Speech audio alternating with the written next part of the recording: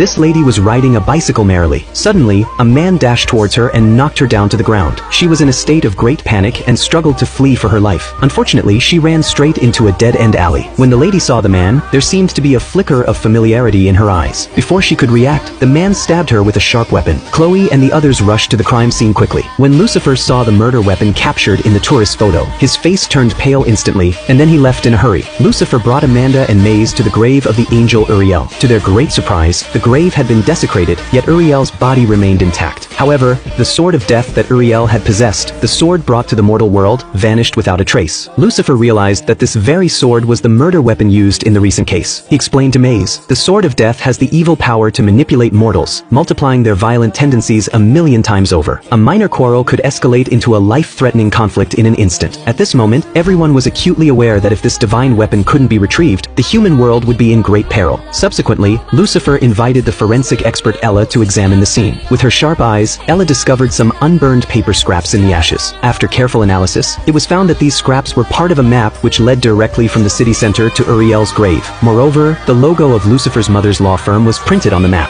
Lucifer wasted no time and immediately confronted his mother. Mom Lucifer readily admitted that she had drawn this map. As she revealed, her aim was to draw her husband, God's attention to Uriel's tragic death. However, Lucifer didn't care about that at all. He issued a stern ultimatum, forcing his mother to assist in retrieving the sword of death, or else she would be banished back to hell. Guided by the clues provided by his mother, Lucifer and Chloe arrived at a yoga studio. Upon stepping across the threshold, their eyes were immediately drawn to a string of red handprints in the distance. When they opened the door, to their shock, the man lying on the ground was exactly the one whom Lucifer suspected of stealing the sword of death. As they delved deeper into the room, an even more spine-chilling scene unfolded before their eyes. Several lifeless bodies were scattered on the floor.